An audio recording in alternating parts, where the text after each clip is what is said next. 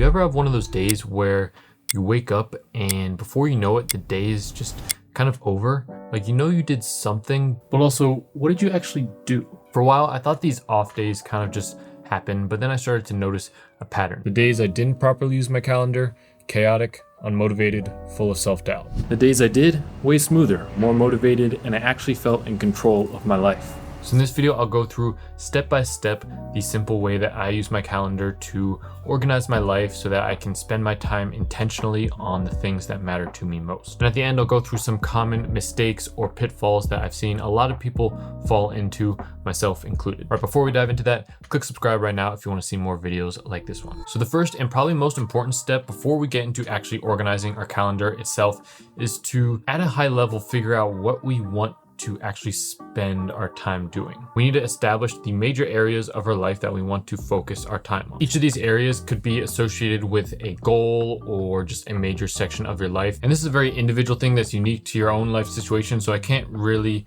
recommend to you what the best thing to spend your time on is. That's something you kind of have to figure out yourself to a certain extent. But some examples would be something work related, whether that's school, job, business, YouTube, side hustle, something related to relationships, so involving other people, whether that's family, friends, your partner, kids, anything like that. Personal things, so anything you do for the benefit of yourself mainly, so that would be like fitness related, taking care of your health, any sort of self-development habits. So once we have a rough idea of the main areas of our life or the different goals that we want to dedicate our time towards, we can move on to the next step, which is to start setting up our calendar on our computer. For the purposes of this demo, I'll be using Apple Calendar since this is what I normally use, but definitely don't feel like you have to use Apple Calendar or whatever I'm using. They're all the same. You can use Google Calendar, Notion Calendar, anything. It'll all do the same stuff that we're going to talk about in this video. But from here, what I like to do is create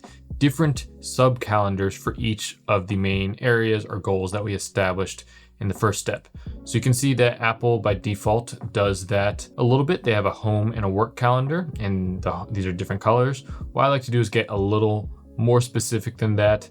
So for the home calendar, I'll rename this to personal. So this will be anything that I'm thinking that I do for myself.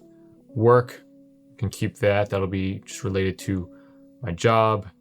And I'll make some new calendars. I'm thinking one for relationships. So this is any sort of event that involves other people. We can make one, these are all just kind of examples, but let's say, in my case at least, YouTube is another big part of my life outside of my personal life, work, and relationship. So I'll make a separate calendar just for that. We can maybe make that one brown. My color scheme maybe isn't the best right now, but that's okay. It doesn't really matter. And what I like to do also is make one calendar for events and meetings.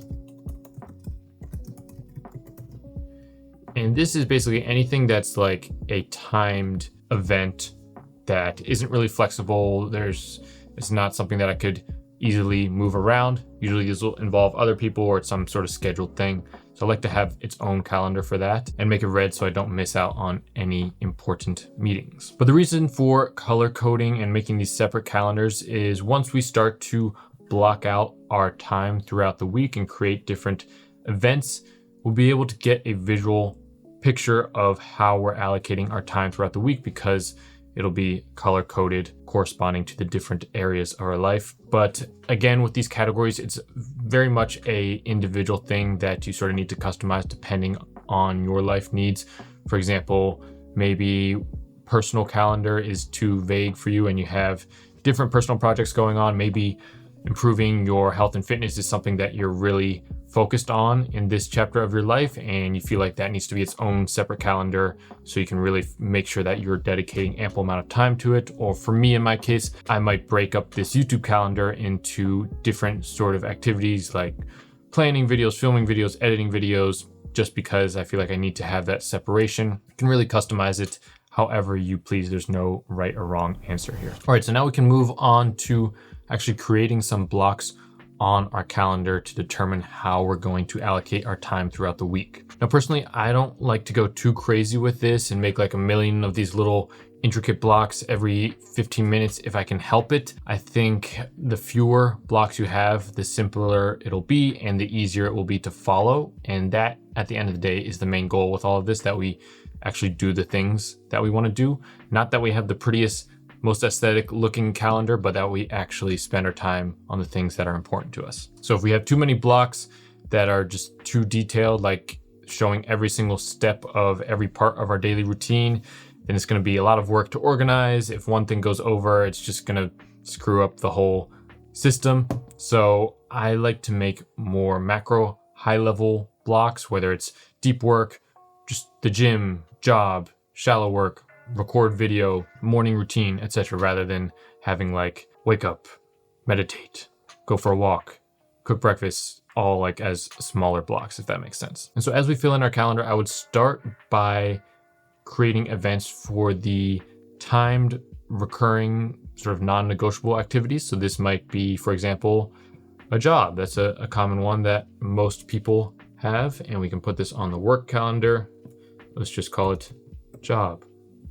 And the great thing about this is we can select repeat. You can do every day, week, month, year. I like to go on custom, and you can select specific days of the week. Press OK. And now we see that repeats throughout the week, so we don't have to worry about it. So once you have kind of the main predetermined commitments blocked into your calendar, then we can start to mess around with our free time, or just the time that we can sort of choose how we want to spend it. And when it comes to time management, I would say that all hours of the day are definitely not created equal. I think 1 hour in the morning is worth maybe 2, at least in the afternoon or evening. And because of this, I try to prioritize using that early morning time to do the most important, highest impact activities on my life that I can. And there's a number of reasons for this. The main one is that the morning time can be way more consistent, so it's easier to stick to habits or actually get that important work done. Whereas if you saved things for the afternoon or evening, you're going to be tired, more likely to give in to distractions, more likely for distractions to come up, spontaneous things, stuff like that. And also starting the day with the more important tasks, which tend to be more mentally demanding and harder overall, means that once you get those done, the rest of the day is going to be kind of like you're coasting downhill. Like everything as you go throughout the day is a little bit easier. So what this would look like in practice is I'd recommend trying to wake up early if your schedule permits it. For me, I've been aiming for about 6 a.m. I'd like to ideally wake up early, but I haven't been able to make that shift. So for example, let's say we do a morning routine at 6 a.m. to 6:30, and we can repeat that, let's say, every weekday. And then what we can do maybe on Saturdays, let's say we want to sleep in until 7, just to give us a little bit of extra rest. We can make a separate event just on Saturday, call it morning routine, and we can have that one just repeat every week. And maybe we can do the same thing on Sunday actually as well. So Saturday, Sunday, we'll wake up at 7. And on the weekdays, we'll wake up at 6.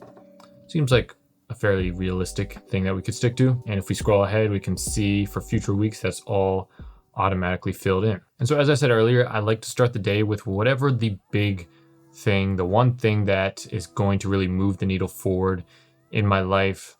What is the main thing I'm focusing on at the moment? Maybe this is building up some sort of side hustle, side business. Maybe this is applying to new jobs. Maybe this is going to the gym because you're trying to get into better shape. This is something you got to figure out for yourself. I've made some videos on my channel kind of discussing this concept, but I try to do that first thing in the morning. So I'm just going to make a block for the purposes of this example and just call it deep work. And we'll put it in my YouTube calendar because I think I'll probably spend the mornings working on my YouTube stuff before my job, because that's what I found works best for me. And then maybe we'll put a little block here just for breakfast. And we'll repeat this one every weekday as well. And another reason why I like to do this kind of early morning focus session, eat the frog, deep work, whatever you want to call it, is because even if the rest of my day doesn't really go to plan, some unexpected things come up, I can't stick to the other blocks, more than likely I'll have gotten that first session of focused work done. And assuming you're picking the things that are actually going to move the needle forward, the day will be a win and you'll feel like you've actually accomplished something. All right, and let's continue with this example. So maybe at 5 p.m. we're going to go to the gym, and maybe we're just going to do 3 times a week for lifting weights. So generally the approach I like to take when it comes to structuring my days and my week is earlier in the morning, start with the more difficult, higher priority, high impact tasks or activities, and throughout the day gradually make things a little easier or a little less of a priority, I guess you could say. That way you're kind of starting the day at full speed, and as your energy and motivation naturally declines throughout the day, you're also kind of going down to easier tasks or easier activities. All right, so once we've set up the core recurring blocks on our calendar, we're pretty much good to go. The next step is just to, the night before, kind of glance over things for the next day, add any specific one-off events or activities that are relevant to that upcoming day onto the calendar. And also at the end of the week, I kind of like to do a review and kind of map things out for the upcoming week. All right, so let's get into a few disclaimers, common mistakes, pitfalls, things like that. And the first one is definitely just not spending time on the right things. So this kind of goes back to that initial step. All of this time blocking and everything is kind of useless if you are spending your time on the things that aren't going to actually bring joy and happiness to your life or move your life in the direction that you want to take it. And so it's really important to kind of take some time to think about what you actually want out of life. I know for me personally, I very easily get sidetracked or switch up the things I'm pursuing in life, most often because of some sort of external influence. And this is really easy to do with social media and YouTube and things. It's hard to kind of know what you actually want yourself if you're always kind of getting input and influence from other people, whether they're in person around you, friends, family, or on the internet. So every now and then I like to take a little bit of time to stop watching all sorts of content, stop listening to other people, spend more time alone, journal, reflect, go for walks, and really think about kind of what I want out of life and what I want my future to look like, and try and, think about what I actually want at my core, not what anyone else wants or what I think seems cool because someone else is doing that. I personally like to try my best to avoid filling up my time with things for the sake of just filling up my time and just so that I'm busy all the time. I think, if you're in a bit of a rut or not in a great place mentally, that can be definitely a good way to sort of hop out of that, to just kind of do something rather than sit in bed all day. But once you get past a certain point, I would try to think about how you're spending your time and what that is actually kind of doing for your life. And this brings me into the second sort of pitfall or common mistake, and that is trying to be productive 24/7 and optimizing every single minute of every single day. Obviously, I don't think that this is necessary or the best thing to do, but definitely not for me personally. I think there's a lot of value in taking time away from your work or self-development habits and just relaxing and spending your time with friends or family, or just doing things not for some future purpose or reward that you're working towards. However, I think I definitely need to find the balance between avoiding the hustle culture and excessive productivity while also not just being lazy and not doing anything with my life, because I think it's a very slippery slope between those. And I've definitely found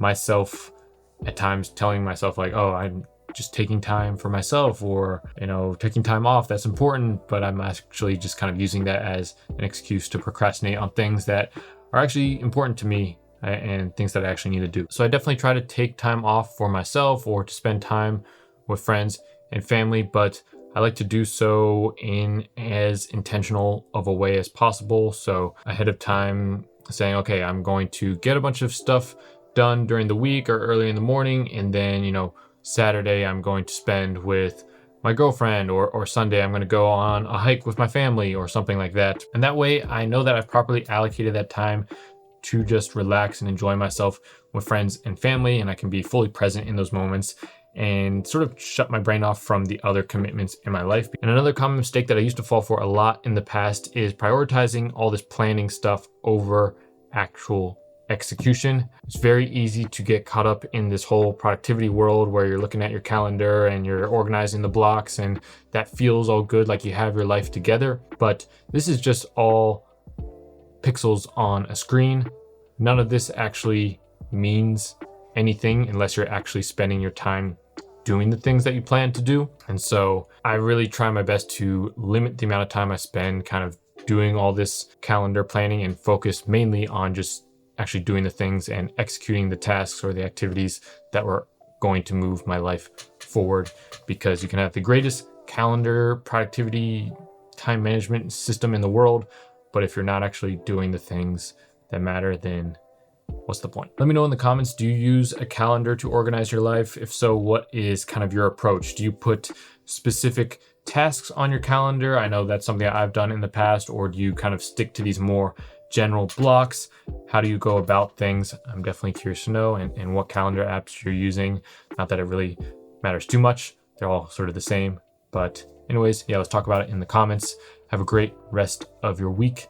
See you in the next video.